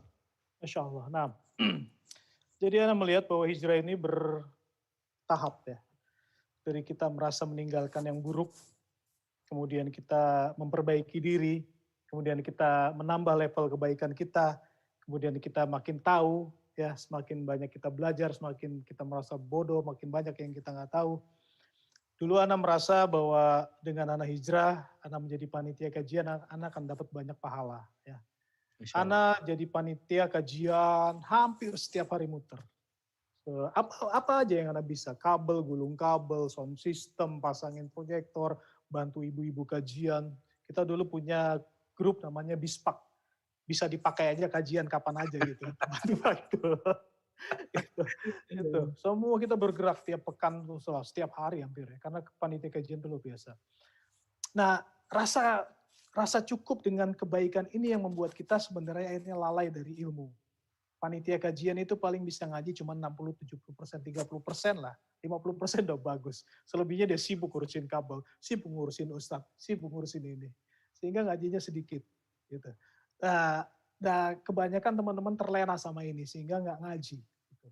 Nah, plus ditambah kebaikan yang lain, yang misalkan bakso atau bantu korban ini. Jadi seolah-olah merasa pundi-pundi amal itu banyak gitu. Sampai ada di satu titik Ana merasa waktu itu di Palu, bahkan sebenarnya sudah sering guru-guru kita menasihati bahwa ilmu ini, belajar ini adalah jalan singkat menuju surga. Tapi ya masuk kuping kiri, kadang keluar kuping kiri juga lagi, nggak sempat masuk kepala gitu. Gitu. Oh iya Ustaz, ya sambil kita terus merasa, ayo kebaikan apa lagi yang kita bisa lakukan. Sampai di satu titik anak di Palu, waktu itu sedang menangani gempa Palu, anak diajak sama Ustadz Abu Izi Habzul Ta'ala, anak diajak ke, padahal anak belum pernah ketemu beliau sebelumnya, diajak ke pondok pesantrennya, masjidnya dia di tengah hutan di Bau-Bau, yang masih 2 kali naik pesawat dari Palu saat itu. Palu Makassar, Makassar Bau-Bau, dan masih naik kapal laut lagi. Di sepanjang jalan anak diberikan nasihat bagaimana ilmu, ya, bagaimana ilmu, bagaimana seorang bisa merasa baik untuk ada 2 pendapat sih. Kalau mau mereka mencari surga dengan jalan kebaikan, dengan jalan bantu orang, silakan biarkan saja. Tapi kalau ada sebagian lagi mau mencari jalan surga lewat ilmu, ya silakan. Tapi itu dibantah, bukan dibantah. Ana mendapatkan satu titik temu. Bagaimana seorang bisa diterima amalan baiknya kalau dia tidak ikhlas? Misalkan dia membantu orang, bagaimana dia bisa mau ikhlas kalau dia nggak belajar caranya ikhlas? Ana tersentak situ. Betul. Iya, akhirnya berarti selama ini bisa jadi Ana melakukan ini, Ana nggak tahu caranya ikhlas, Ana nggak tahu ini ikhlas atau enggak. Dari situ Ana berhenti dari semua panitia kajian ada. Ana keluar dari tim ini, Ana keluar dari tim ini. Ana punya wedding organizer waktu itu sama teman-teman Faipur, sama Panin. Ana keluar dari situ, Ana ngurusin kajian Blok M, Ana keluar. Ana ngurusin waktu itu kajian Ustadz Nuzul. Sabtu Ana keluar. Pokoknya semua bentuk kajian Ana keluar. Dan Ana tarik semua relawan, ayo kita belajar. Ada daurah di mana? Ayo kita kejar daurah. Di Sintang kita daurah. Di Semarang kita daurah 5 hari. Daurah, pokoknya saat itu mindset Ana adalah kita belajar dulu. Belajar dulu ilmunya baru kita beramal. Belajar dulu baru kita. Jangan sampai kita terlena sama kebaikan, sama amalan kebaikan yang kita anggap baik, padahal ilmunya kita sedikit banget. Dari situ Ana akhirnya berusaha mencari, ada dibuka mulazamah waktu itu. Ana daftar ditanya bahasa Arab, Ana nggak ngerti. Afwan Ustaz, Ana nggak ngerti bahasa Arab. Antum hafal berapa juz? Enggak, 1 juz juga. 1 juz. Walaupun 1 juz, iya Ustaz, 1 juz. Ya udah antum bisa salat ini waduha waktu itu. Ya alhamdulillah ana hafal. Ya sudah, akhirnya kedorolan diterima, anak pikiran diterima. Dan itu karena memang anak pengen belajar, anak sedih. Anak sedih sama diri anak sendiri gitu karena anak banyak berhubungan dengan ustaz, anak mengurusin kajian sana, kajian sini, tapi ilmu anak nggak ada, sedikit banget. Akhirnya anak sebisa mungkin ada daurah, anak ikut daurah. Bahasanya bahasa Arab, anak nggak peduli, anak nggak ngerti. Yang penting anak duduk baca ilmu. Mulazamah, anak menjadi peserta yang paling tua saat itu kan. Anak waktu itu Ustaz Abdullah Rohim Ta'ala pun nggak tahu kalau anak ikut. Kebetulan anak ke Jember, anak bilang, Ustaz, anak ikut mulazamah. Dia kaget. Antum ikut mulazamah. Anak jadi peserta paling tua saat itu. Tapi ya Masya Allah, itu nikmat. Itu nikmat banget. Anak kangen saat itu. Waktu itu 2 bulan ya. Jangan 3 bulan, 2 bulan anak mulazamah di sana. Masya Allah. Ya dengan anak sudah tidak bisa banyak menghafal. Hafal hilang. Tapi paling tidak anak cuma pengen berusaha belajar. Karena ilmu itu kan Allah yang kasih di hati kita. Sambil berusaha meluruskan niat. Karena anak tidak mau terlena dalam kebaikan-kebaikan yang memang seolah-olah itu baik di mata orang, tapi kita nggak tahu sebenarnya ilmunya seperti apa. Kira-kira kayak gitu. Jadi kalau kita punya kesempatan buat belajar, entah itu mulazamah, entah itu daurah, entah itu kajian, bismillah sudah. Kalau kita pun mati dalam keadaan belajar, Masya Allah itu nikmat banget. Anak pengen seperti itu. Barakallahu fiik. Masya Allah, ini malam ini begitu luar biasa Bang. Benar-benar sangat bermanfaat, benar-benar sangat inspirasi. Tujuan kita bukan berjalan di jalan Allah lalu menuju akhirnya, Bang. Tujuan kita mati di jalan tersebut, Bang ya. Sahih, Masya Allah. Masya Allah. Baik, Bang Abu Tako, kampanye karena sebenarnya 1 jam 30 menit ini nggak cukup buat kita ngobrol begini. Harusnya radio khusus antum membuat program sampai 2 jam ini. Namun, Masya Allah, kita sudah dibatasi oleh waktu. Kami dari tim radio mengucapkan syukran wa jazakallahu khairan atas kehadiran Bang Abu Tako pada malam hari ini, dan kita punya banyak sekali viewer dan pertanyaan, namun kita tidak bisa membacakan satu persatu qadarullah karena juga kita terbatas oleh durasi. Dan kami juga mohon maaf kepada para sahabat Radio HSI manapun Anda berada, tidak bisa kita tuntaskan semua pertanyaan antum dan antuna, namun insya Allah dan alhamdulillah manfaat yang kita ambil pada malam hari ini luar biasa sekali dengan kehadiran amat terkasih Abu Tako. Baik Bang, sekali lagi syukron atas kehadirannya. Barakallahu fikum, mudah-mudahan kita semua dihidayai oleh Allah dan diberkahi untuk tetap berada di jalan sunnah ini. Demikian Bang ya. Masya Allah, jazakumullah khairan Bang atas kesempatannya, Masya Allah. Karena mohon maaf kalau ada bahasa-bahasa yang lebay dan kurang berkenan, salah-salah. Baik Bang. Nah, para sahabat Radio HSI dimanapun Anda berada, tak terasa waktu cepat berlalu, sudah pukul 21:34 dan sudah lebih dari 90 menit kami menemani antum dan antuna di sesi bincang motivasi hijrah malam ini. Dengan Abu Tako, sang mantan vokalis band death metal. Baik, saatnya kami undur diri, namun jangan khawatir, insya Allah kita masih punya acara bincang kesehatan dan bincang wirausaha serta bincang motivasi hijrah setiap Jumat, Sabtu, dan Ahadnya di jam yang sama, yakni pukul 20 hingga 21:30 setiap Jumat, Sabtu, dan Ahad. Pantau terus, klik medsos kita di website radio.abdullahroy.com, Facebook, Instagram, Twitter, Twitch TV, Pinterest, dan LinkedIn di Radio HSI, serta YouTube di Radio HSI. Jangan lupa like dan subscribe. Bunyikan tanda lonceng. Rekaman bincang sebelumnya juga bisa disimak di podcast dan Spotify Radio HSI. Baik, para sahabat, semoga kita bisa bertemu kembali nantinya, dan semoga Allah menguatkan kita untuk tetap berjalan di jalannya yang lurus ini, dan menghitung setiap amalan kita ini, dan memberi pahala ibadah. Hingga saatnya kita tegak berdiri mempertanggungjawabkan amalan kita nanti di hadapan Rob Sang Penguasa Alam. Ana Yoga dari studio Probolinggo dan Timur Jakarta, kami pamit undur diri. Kita tutup dengan doa kafaratul majelis. Subhanakallahumma wa bihamdika, asyhadu an la ilaha illa anta, astaghfiruka wa atubu ilaik. Assalamualaikum warahmatullahi wabarakatuh. Radio HSI Teman Hijrah Meniti Sunnah.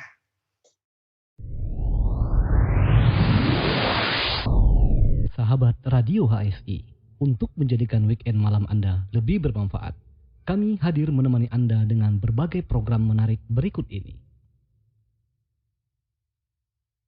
Setiap Jumat dengan program Bincang Yang Wirausaha. bakal melaporkan secara tetap begitu ya. Konteksnya lebih luas loh itu masalahnya. Iya benar. Jadi Ya. ini baru 2 cabang, kemudian tidak akan berencana buka lagi mungkin Mas ya. Fokus dulu pada 2 ini ya.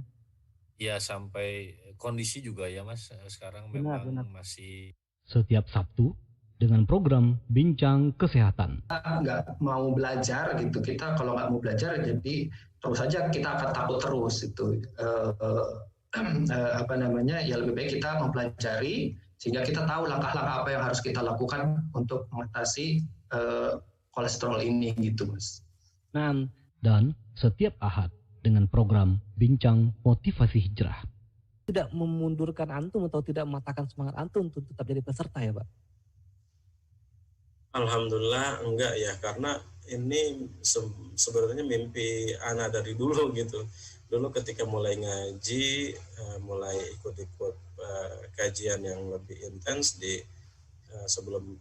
Ingat, pukul 20 hingga 21:30 waktu Indonesia Barat.